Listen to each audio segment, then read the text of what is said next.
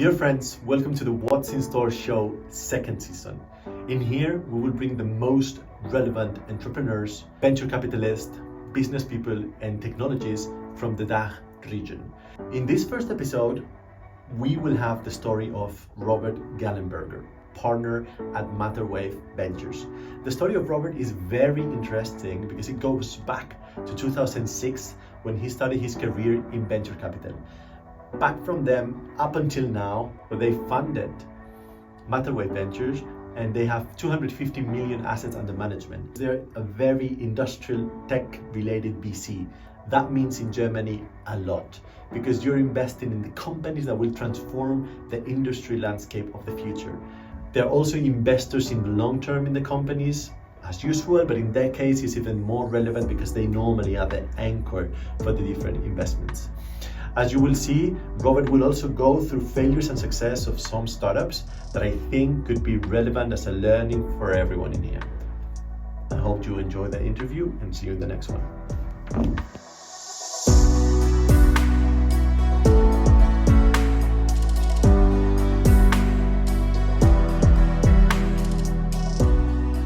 Robert Gallenberger, nice to have you here. Thanks for coming.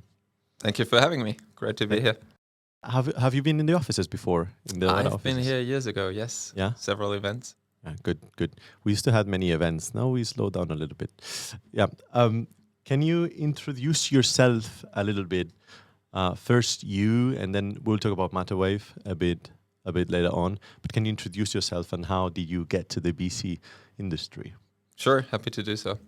So I'm by training, let's start in the beginning, a mechanical engineer. Mm-hmm. So I studied here in Munich and also in Paris. Which is unusual to be in the VC industry, actually. Which back then was even more unusual, yeah, but we'll get to that point. Yeah. So I did mechanical engineering in Munich and Paris and specialized on production and logistics during my studies.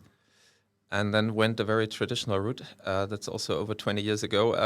I did my master thesis at BMW and just stayed on because they offered me a full-time job. Traditional German mechanical engineer, okay. Just an engineer from Technical University Munich who joins BMW. It's a straightforward story. Mm-hmm. So I was 4 years in the production department, had my desk in the plant here in Munich and built some really nice cars. That's good. That's good back then. And who talked to you about VC the first time? How do you heard about it before? How was it? How do you hear about it? So I had to go all the way to London. Okay. I actually had to quit my job at BMW. So after those 4 years, I thought this is great, but it feels like I'm going to be here till I take my pension. And that's a long time, and I need to see something else. Mm-hmm. And I was looking for a way out. Mm-hmm.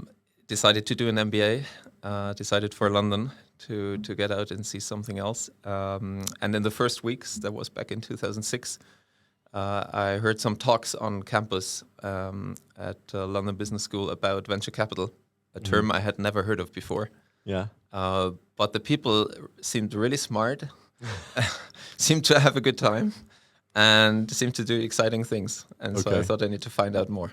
That is fair. That's in 2006 with basically, I would think that in Germany, there were very little people know about VC back then, I would say. At least I hadn't heard about that before. Yeah. And so how do you pass from being there doing the MBA to say, I'm going to be part of this, I'm going to start from an analyst? Did you have the idea in mind of your career? Did you know what you wanted to do besides of getting close to these people that seem cool? So first of all, I tried to talk to more of those people and actually be the engineer and understand what this is about and how to get in and what type of job to take there. And thankfully, I had decided for a 2-year MBA program, so I had quite some time. But I actually invested a large part of those 2 years to understand what is venture capital, who works there, what type of backgrounds, and then getting first projects and internships and actually some practical exposure to venture capital firms. Mm-hmm, mm-hmm. And you started there in UK? I started the networking in London. I started some first projects for London-based funds. Somewhere on the road, I got an internship at Threedy, which is a London-based firm, but which had a Munich-based team back then. It doesn't exist by now. And that's where I did several months of internships in 2007. That's great that you start by here, because then I guess that many people who's listening to this, they're probably now in a, not similar, but maybe they can relate to the story so far. But now if we fast forward to where you are now, I don't know if I want to do the spoil, to spoil it again, but to spoil it now, but how would you say that, would you do everything the same way if you started your career now in 2024? Because then you pass from not knowing anything about VC to be partner of one very relevant venture capital in Germany, I would even say. And that was a quite quick career, so very brilliant career. Would you do the same in 2024? Would it be the same? Well, do the math. It has been more than 15 years. A bit more. I think more. A lot of people today would think this is very slow and that this must go faster. Depends on who you talk to, but no, maybe good question. I probably would do it differently in different circumstances. But looking back, I don't think that was a step I shouldn't have done. For me, it was the right way, and it was by far not a straight line. I did a few loops in between. Okay. And so then, if we fast forward then to right now, can you explain to the people that don't know yet what Matterwave is? What do you guys do there? So, I need to go back in time. I first actually took a job outside of VC because it was financial crisis and it was really tough out of the MBA to find a job in VC. No funds were raised. People were downscaling their teams. So I went into management consulting, and then I went into VC afterwards. Learned the trade over 6 years at a Belgium-based fund, but I was based here in Munich for them, investing across Europe. And at the end of 2015, because of the strategic changes of that firm, I had to think, so what do I do next? And that's where the idea of Matterwave came up. So end of 2015, I knew some of the partners already, and we came up with the idea to start a new dedicated strategy and raise a new dedicated fund for industrial technologies. So we saw, I guess, a combination of a big unserved opportunity. Very few VCs back at that time were interested in industrial technologies. We also saw quite a necessity to do these kind of things. And we were just doing those kind of investments for years beforehand. So we thought, let's create a firm. Let's create an environment where we pitch those type of technologies and do not compete in an IC with a pizza delivery service and are not being asked, why does this all take so long in industrial adoption cycles? So it was also a bit of creating the environment we wanted to have, but also serving a market opportunity and a broader vision. That makes sense. And that became Matterwave Ventures over the last years. And then what I thought about it when you were talking about the crisis in 2008, 2009, people shrinking their teams. Have you felt that it was similar to what happened in 2022, 2023? Or do you think the order of magnitude is not even comparable? Like the crisis in BC, because I've heard some people saying it's impossible to raise a new fund 2022, 2023. Market is so dry, etc. Have you felt, how was the difference between 2008, 2009 and now, like if you can make a comparison? I think certainly differences on many levels, but the most important fact, I think the ecosystem, the European venture ecosystem is so much larger, so much more mature, and I would hope also so much more resilient than what it was back then. So that makes a big difference, and I can say for us as a firm, we didn't scale back at all. We launched a new fund last year. So we didn't experience what I had seen Congrats for back that. in 2007 or 8. Congrats for that.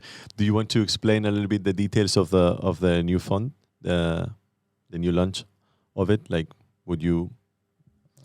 Well, to be honest, we did a part of the fundraising in 2022 when things were still when the sentiment in the market was still a bit more better. So we had a first closing in February 2023, launched our new fund with exactly the same strategy than before. till today made the first 7 investments, working on number 8 and 9. So for us, it's pretty much business as usual. Of course, in a market environment that feels somewhat different than 2021, 2022. But what concerns the startups we invest in, the type of investments, and also very much the co-investors we work, it's not so different. Yeah. Okay. Have you realized if there's any change in valuations? So what I've seen so far is that in pre-seed and seed, the valuations will remain pretty much the same, I would say. But the closer you get to Series A or beyond, they seem to get tighter. Have you experienced that as well in your field, or you think? Yeah, I would say it's similar. So we do our initial investment typically somewhere between seed and Series A, and I wouldn't say that we've seen a large correction in valuation. We have been actually very disciplined even in the years before.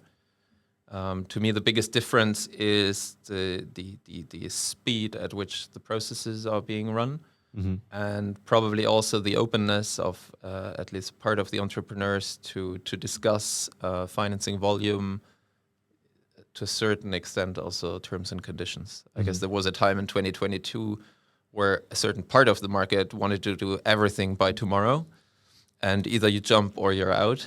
And we were rather on the okay, then we're out side, and things have calmed down. I think I would personally say things are back to where they should be, back to normal. Yeah, I agree.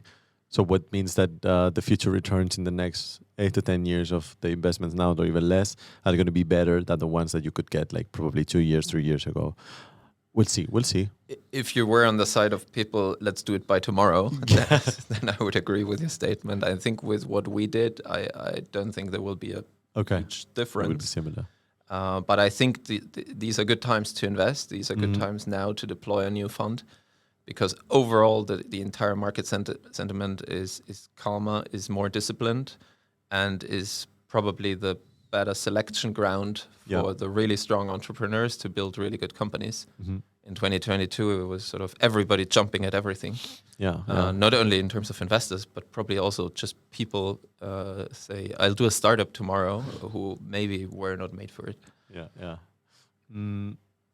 Then if I go a little bit back to what you were saying with your background in covering the industrial tech, I don't know if you can disclose your LPs or some of your LPs. I don't know how you do it, but I would think if I have your knowledge and I know that there's a gap in industrial tech, which I agree that there's we need some specialized people that understands VC and understands the industrial processes to be able to invest in these kind of companies. Okay, but what if I offer to Bosch, Mercedes, X, Y, and Z, some companies that have deep industrial processes, to do a CVC? I'll ask them to be an LP in my fund instead of raising money for someone else. Why have you decided the LPs you have, if it's something you can disclose again or not? Yeah, to quite an extent, our LP base is public knowledge, because we indeed have money from the institutional public side. So, for example, from EIF, there are databases where you can see that. They were already an investor in our last fund. They're still an investor who've also substantially increased the ticket. We have 2 German banks next to EIF. And referring to what you say, we do have some strategic partners from industry. We're not a fund that is entirely sponsored by industrials, and I think we have some good reasons not to go that route. But it does make a lot of sense for us to build win-win partnerships with a small number of industrial corporates as LPs. And those are ZF, Trumpf, and Zeiss, which we have publicly announced. And we learn a lot from them, and they learn a lot through us, in addition to their own corporate venturing activity that they have. And why do you say there's a limitation to that? Why would you limit the number of industrial partners? Why not building different exclusive CVCs for all of them with your knowledge, instead of doing a BC that is with a little bit of everyone, but... I don't know. Well, I think that the many shades of gray in between all those models, and there are firms out there who do different versions of what you're describing. On the very extreme side of the spectrum, if you run a dedicated corporate venturing activity for a single corporate, I think that can be a very nice model, but in my eyes, it's more of a consulting model. You provide a certain service to an industrial customer, and that service happens to be investing according to the guidelines the corporate gives you. So I think it's a very different business from the one we're in. And personally, I think it's a volatile business. If you look at the history of corporate venturing and those budgets being allocated and then taken back. So one of the risks I see is actually you don't know if that business is still around next year. That's fair. And we think as individuals, that's not our way of investing into early stage startups, doing something this year and not entirely knowing if you can still do the same thing next year. That's fair. So our experience is we typically spend 5 to 10 years with those companies, and we want to, at minimum, offer some stability. Yeah. In the best case scenario, you spend 10 years with a company. Yeah. Now I was thinking because just to compare with, but there are successful examples out there of multi-corporate funds, which need to do a few things that we didn't want to place at the center of our activity, like serving the corporate with content as the core. We see our core skill and also what we really like to do to work with early stage industrial startups and to help them and make substantial, very significant business out of them. I think if you raise a pure multi-corporate fund, then at the core it's actually serving the corporate customer, and working with the startups comes second. We want it the other way around, and therefore we decided clearly to become a financially driven investor. With a broad spectrum of LPs and a small part of that being industrial corporates. It's a very interesting discussion. I'm not going to maybe to dig deeper in there because then I could be talking for an hour probably because I'm passionate about corporate venture capital. But it's super interesting, the tension between the corporate and the corporate venture capital. Just right about what you said. Like in the case of Wayra, we're a telco company, yes, but we need to explore some other fields. We need to we have a huge audience worldwide that we need to tackle. We should offer services on top, and it's very difficult to develop those services in-house. I'll bring you something from the outside, and we will have kind of ownership on that. So let's make it grow. Let's be part of it. That's like kind of the reasoning behind what we do at Wayra. But we've been doing it for 13 years and still we have like discussions. That's the biggest differentiator. Like I was about to say, I think I was in this building in 2012 probably, or so, which makes you a very special case in the corporate venturing world, because how many corporates have hold on to their activities without changing them dramatically over 12 years? There are some. But there are not that many. Yeah, and even we have discussions every single day, so it's about this. So it is what it is. I wanted to ask you a question that it's a bit maybe naive, but I always ask just to have a broad idea of how your mind's is structured about it. What would you say that are the best deal flow sources for you? How do you get to the best deals? Well, the best deals is always if somebody pre-selected for us. That's why. Ideally, somebody who knows us and applied the right filter criterion. But I think personal introductions where somebody thought of us and sees a strong fit. That obviously means somebody has done some work for us and has probably seen more than one and has selected a very specific investment opportunity for us. And we have many of those just because of the fact how long we as partners have been in the market, and how many people and entities we've co-invested with, and the number of people who've heard of what we do. And so we get a lot of direct introductions to individual investment opportunities. It's curious because when I talk to people that is outside the VC and I try to explain this part, they're like, but I've heard that, and now with AI and everything, and you can filter out sources and deals and whatever. And it's like, yes, but still. I guess another 20 years of training data, then maybe we'll get there. But then the AI needs to anticipate also the adjustments in strategy that do happen. Imagine, it's such a people-oriented business. It's a common place to say, but it is true. Something when you say it to the outside, it's very difficult to understand Yeah, especially if somebody comes and say, "Hey, co-invest with me." So that's even more, right? I mean, he has done some work, he has seen various things in the market, has selected something for you, but on top he's saying, "I've done the work and I'll put some money into this. Let's do it together." That's a very strong statement. Yeah. Totally, that's the best actually. But yeah, I want to jump now from the like this BC part, let's say, to a little bit more of the startup side, because we've analyzed a little bit the audience that we have, and we've selected that we have 3 different groups. So first is BC people, so meaning people that is working or want to work in BC. Second one is startups, meaning founders or to be founders or just people that works in a startup, and then tech business. I know it's super broad, but just business people that like to hear more about new stuff or about investment, etc. So that's why I'm organizing this interview in these 3 blocks. Also because you were the first guest from the season 2, so thanks for coming and congratulations. That's an honor. Or not, we'll see. So this second block would be more about this audience of startups that are there, that they would be thinking, oh, I would love Matterwave to invest in me, or are they good investors for me? What's my case? Or so trying to summarize all of that. That's why I'm here. Yes. What will you need in a startup to be invested, or what a startup does need to be invested by Matterwave? What does it need? I mean, on the easy parts, we are in our strategy looking for strong technology assets. So we want a competitive differentiation, a sustainable differentiation through technology. That can be very different technology fields. Yeah. But there should be some differentiation on a technological level.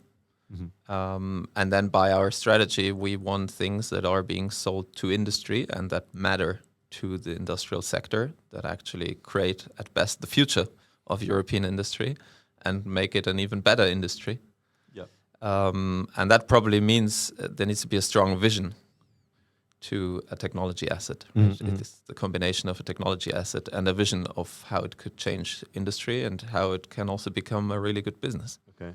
And when you mention technology assets, so I guess you're looking already for someone with some traction, unless you have a lot of reliability, a team that is super reliable, technological team that already prove their value.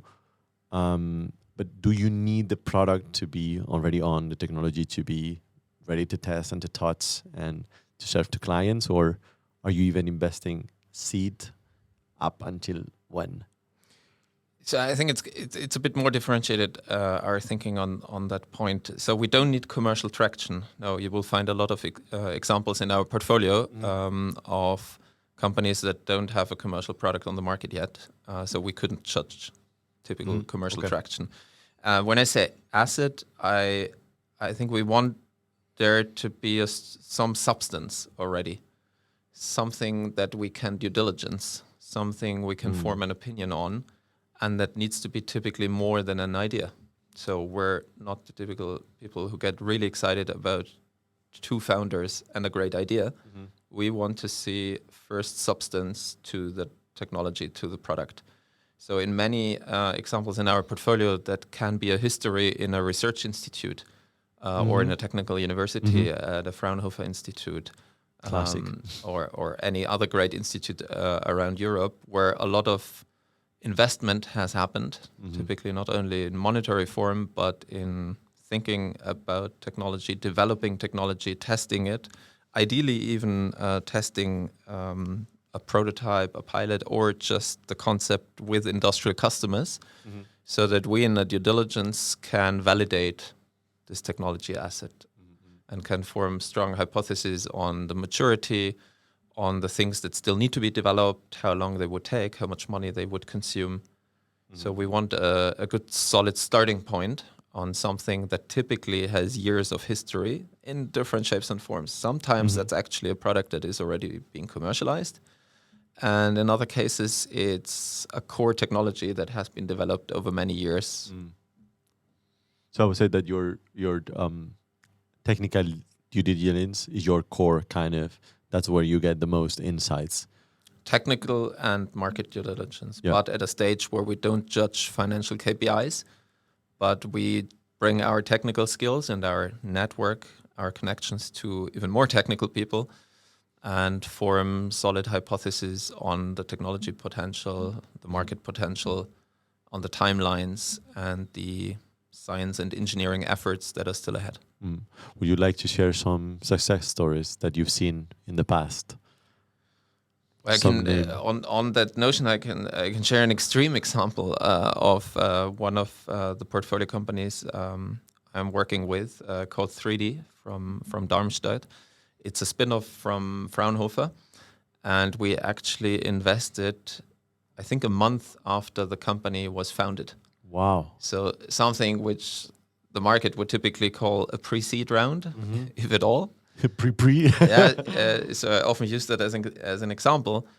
But if you dig into the details, it is basically a spin-off of an entire department that has served industrial customers with very specific technology and product over more than a decade. So there was plenty of material and industrial, even customer relationships that we could due diligence. And there was a very strong technology asset. There was a very long period of negotiating the IP license agreement with Fraunhofer, in which we supported. So we actually met the team before they had spun off the company. We supported the team from the sidelines in the negotiation of the IP license agreement. Then the company was founded, and then we invested. Wow. So on paper, a pre-seed round, in reality, something very different from what most people do in a pre-seed investment round. That's a super interesting case. Because you're normally not the first check, aren't you? We're rarely the first check, but we can be the first check, as this example shows, because it's not about the label on the financing round. For us, it's about the maturity of the technology, the substance, how unique it is, how unique the skills and experience set of the founders are, and also very much looking forward. What's the time to market? What's the potential time to exit? Does that match our fund lifetime? Of course. What are they doing?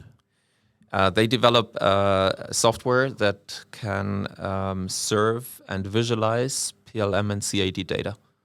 So they sit on top of the established PLM and CAD data models at large corporate customers. Prime example are the large German automotive OEMs. And they sit as a type of data infrastructure on top of this existing data set and serve the data and serve the visualization to all kinds of applications that build on PLM and CAD data. What is PLM and CAD data? I don't know what that is. The technical data set that describes your technical product. So it's the CAD part is the geometric information. Okay. And the PLM would contain what material and what weight and all kinds of technical parameters that further describe your product. Yeah, I love these examples because this really would fit in something, as you mentioned, as an industrial tech. Like it cannot be more industrial than that. Industrial tech. That's a very good example. And still a very scalable software solution, which we've now, which the company is now commercializing in a per usage model and being very successful so far. Now it popped up into my head the fact that Germany is big and is good in industrial processes. But then just a question, that I don't know if it makes sense for you, but if these companies want to grow and they want to scale, probably they will need also to go to US, I can imagine, but also I guess to the East. So probably, I don't know, China maybe or India. Is that the case normally? Or do you see a pattern in the internationalization of these industrial core tech companies? Because I guess that in the rest of Europe, with my background from what I know from Spain, we're not big in industrialization. Yeah, we have our companies, of course. You can make a nice start there. But if you want to grow, you got to go to Germany, you got to go probably to US. Do you see a pattern in these industrial tech companies? Where do they go? So for us, it's typically, as a first step, European internationalization. So of course that means for the German companies to endeavor into France, second largest industrial market, very relevant for our strategy. In some instances, it means going into the Benelux or in the energy or telco sector, also to Spain or Italy. Yeah. So absolutely, those are the typically first steps. For many of the non-German speaking companies, the big step is going into the German market. Yep. That's also why we position ourselves quite well across Europe as an industrially focused VC investor. And then in a second step, it's typically the US. Yeah. Okay. We may even have some company from outside Germany that we co-invest, but I don't know if yet was announced, so I wouldn't say anything else. But yeah, we have some good examples of companies coming to Germany. Then, do you have in your mind failures as well that comes to your head, or that you learned from them, or some story that you were like, man, I was so convinced that this was a great company and suddenly this failed and it was a mess? Well, of course, I'm looking into VC investments all the way since 2006, and then in a full-time responsibility since 2010. So of course, there are some failures all along the way. Otherwise, it would have been not only strange, but I wouldn't have learned anything. Yeah, true. Right? It's the failures where you really learn. Which one should I pick? It's not even a total failure, but a difficult market. I invested in 2010 in hydrogen. Ooh. So that's also always a very emotional topic. It is. I love to have those hydrogen discussions. But there are also some straightforward technologies like electrolysis or storage of hydrogen, relevant industrial markets. But I experienced those hype cycles around hydrogen myself in one of my very first investments. It's curious that you mentioned hydrogen, because I remember, but this would be a bit later, 2013 probably. I was working in Atos, which is a French ICT company. We were doing projects with the European Commission and the hype with hydrogen. I remember talking with responsible from the European Commission related to hydrogen, which, by the way, was a Spanish guy, a very intelligent man. And he as well was super hyped back then. It was, again, 2013. So I also thought, because I was talking with him for 15 minutes, I was like, should I invest in this? And I was like, yeah, this seems way nicer than the electric vehicles and everything. The ups and downs go on for decades, right? There's a long history to that. Yeah, it is. So we IPO'd this hydrogen company. But then that's not a failure. Well, one of the learnings in that case is, at least in those market circumstances and in this type of IPO, the IPO wasn't an exit. Right? We were in a lock-in. So it was spring 2014. Okay. So there was a lock-in for the existing investors. We IPO'd it in Europe. Okay. So liquidity was very low. And we IPO'd it at a point in time where sentiment was positive. Okay. And by a year later, by the time the lockup went out, we were on the downturn of the hydrogen cycle. Yeah. And we watched the stock come down, even at some point below our initial share price. Yeah. The highlight of this story for me would be, tell me a failure, and you said the company that we IPO'd. So, okay, one of the companies IPO'd, and at a certain point I know. hadn't made any money. Was it too long, the lock-in period? It was 1 year. Okay, 12 months. So, so relatively usual, depending on market cycles. Yeah.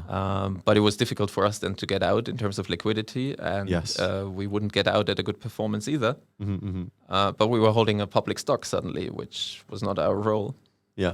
So without revealing too many secrets, the company I worked for, it wasn't Matterwave, was a large investment firm I had worked for before. At some point, they decided to sell the stock through the market.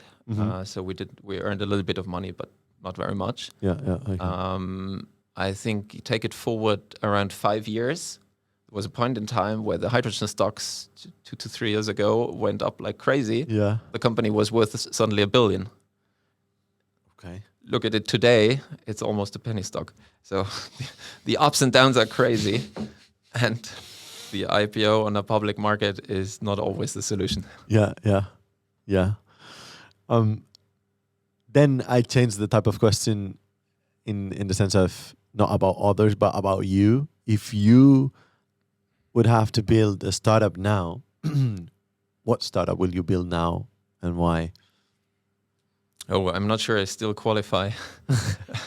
to my own criteria because You would say, I would build a fund maybe with an industrial tech angle. I guess you would have to do something related to VC or a product for VCs because I think what I personally like a lot is people who know about the sector and people who relate to the problem they're solving personally. Of course. Is that a must? No. I think great companies have been built by market outsiders or by sector outsiders. But I like the people who can talk about the market because they've been there, talk about the problem because they've experienced it themselves. At least a part of the founder team, for me, should have that background, ideally. Yeah, it is true that I also personally like the people when they say, I've been working in this for 7 years in, I don't care, e-commerce, and I've seen that we have this problem, and I work from this perspective, and we were not able to solve it, so we built this. Okay, that's a nice start, because the opposite to that would be the founders that would say, I wanted to build something because I've always wanted to build up something, so I came up with this. Okay, maybe I don't like it that much. So let's jump now to technology, that I think is one of your core. And what I would like to know from your perspective is, what are the trends that you see in technology? I guess it would be more related to industrial technology. What are the trends that you see that you think, this trend I like, this trend I like, this trend I dislike right now? So, I mean, back to the definition and our investment strategy at Matterwave, we do actually quite a bit more than just what most people call industrial tech, right? So we invest in anything that brings forward and defines the future of the European sector across the macro trends that we see along sustainability, along sovereignty and independence, especially of the European industrial sector, and also digitization and automation to cater to the demographic change. So that encompasses a lot of things on the industrial tech side, but quite a bit of what we do is labeled by others and by our co-investors often as deep tech or climate tech. For us, it's important, strong technology and catering to the industrial sector. But quite a bit of it tackles sustainability, decarbonization, or secures just access to fundamental technologies in Europe, like quantum computing or just new computer architectures overall, also new space investments. But I personally do my background in industrial manufacturing, do quite a few of these industrial tech investments. I think the high level trends into which we have already invested with our portfolio is the buildup of a more modern and much broader data infrastructure. So we spoke about Threedy, which builds a data infrastructure on top of the technical information to then build lightweight and agile applications, right, in a microservice architecture. So not these old monolithic big IT systems, but a modern architecture where you have the data available and then you can bring together very agile, very quickly with little invest, all kinds of applications. And we do that with Threedy for the PLM and CAD side. We do that with Sucess, one of our other investments, for manufacturing data. Okay. And we see those data infrastructures really becoming a reality. Becoming actually now the backbone of what was called years ago Industry 4.0. Yeah. Right? And we have made investments into Industry 4.0 application things that actually are still partially waiting for that data architecture to come online. And now it's happening. Have we stopped with this of calling it Industry 2.0, 3.0, 4.0, 5.0? Is it already gone, or should we? Well, some people still try to count, right? I see some pitch decks with Industry 5.0. It's not the ones that excite me most, but it's still out there. Yes. Okay. Yeah, because same is like I don't even know already from 4.0. It was already for me the maximum. So. Yeah. And now, for example, on the manufacturing side. Sucess builds a data aggregation layer for all the data streams that you have already today in a factory, what we see coming up is new kinds of data streams to orchestrate, for example, robot fleets.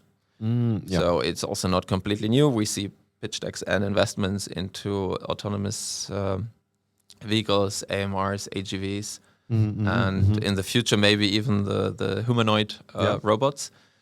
But there needs to be a system that coordinates these autonomous systems across a factory. That's, for example, an area we're looking into at the moment, because we hear that corporates are really starting to build again this type of data infrastructure. You actually invest in a company to do this intelligent layer to HCVs. It's called Matterwave. We have a demo just right here, by the way. I'll show it to you. I need to look at that afterwards. But basically, it's just if you want to automatize, let's say, a process where you have some material that goes from one place to another, therefore there's a thing moving from one place to another, then you get a drone that takes it to the other side of the warehouse or even to another warehouse and then put it down, and then a robot or even a robotic arm takes it and do something with it. These little vehicles or machines, they don't talk to each other yet. So on Matterwave, they put this automatic intelligent layer on top, and they say, okay, now you talk to each other. Now you know where you are. So just as the it's that field I'm talking about. Yeah, but I feel this particular part is going to be super interesting because we're very focused on I mean in general, like the market is super focused on I can do this with this drone, or I can do this with this robot, or whatever you name it. But then it's like, yeah, okay, great. We need to make them work together because otherwise it will not serve. Yeah, you need what I would call the integration layer or the orchestration of those individual systems to actually bring them to life. And you want, of course, to put systems in place that are open to those new solutions we don't know yet about that will come up in the coming years.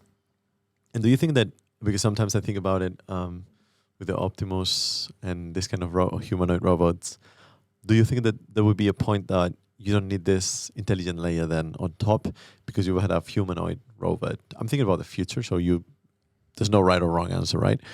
A humanoid robot that will do everything, and that humanoid robot doesn't need a proper intelligent layer on top because he's intelligent enough to know what to do with the different stuff.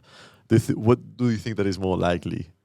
Well, I guess so far we had actually human workers in factories, and I'm on the side who would consider the human a quite smart system, right? And a quite advanced system, and still we needed centralized orchestration. Yeah, true.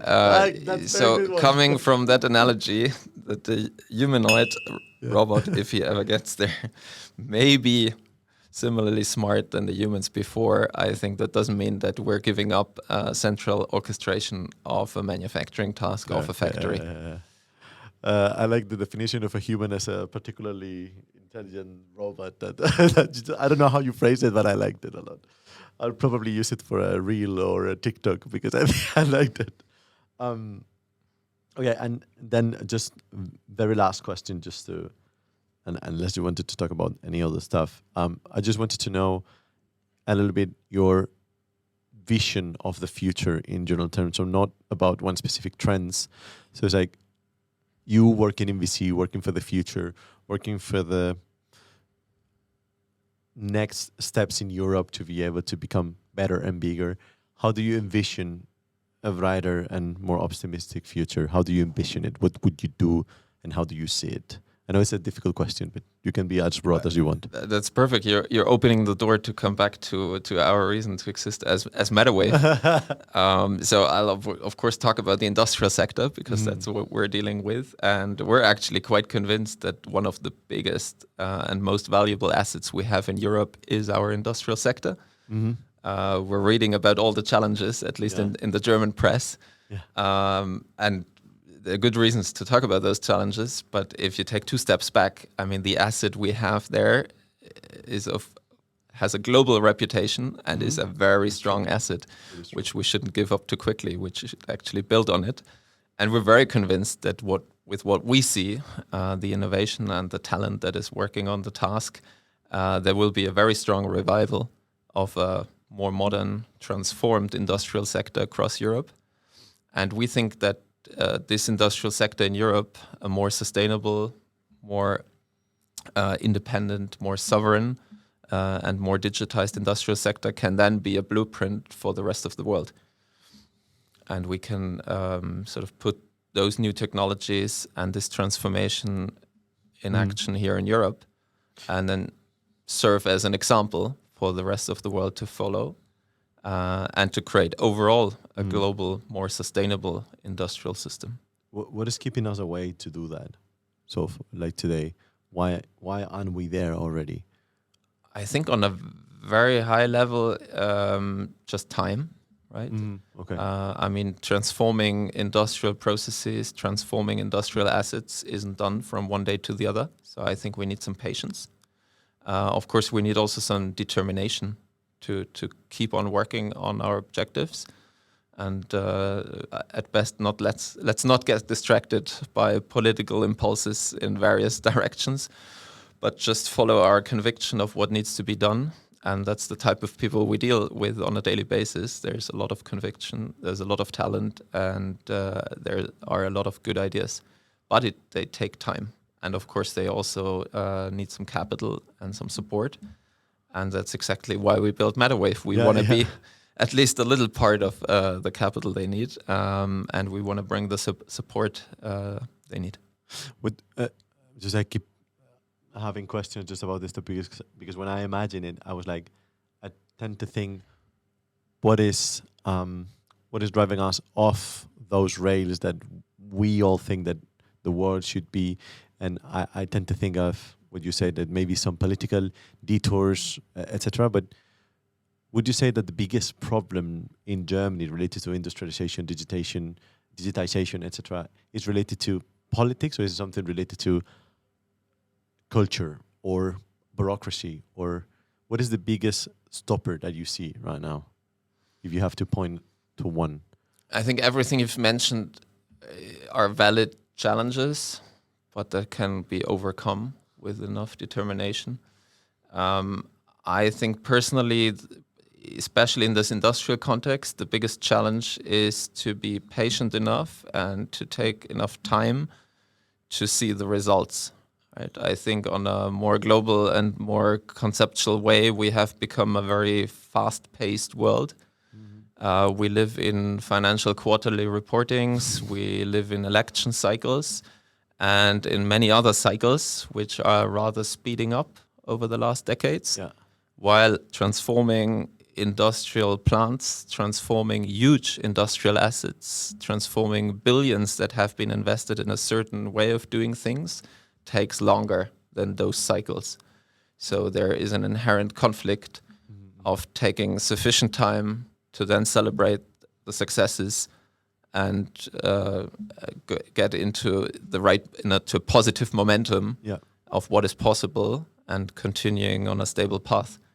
I think we're derailing because we're not giving things sufficient time. Good. Then we could continue this interview then 5 years, in the next 5 years, or 5 years in 20. Let's talk in 5 years, let's talk in 10 years, let's talk in 15 years, let's talk in 20 years, because that's the time some of these things take. Perfect. Then see you there in 5 years or 10 years. I'll be around. Happy to talk to you. Thank you. Thanks.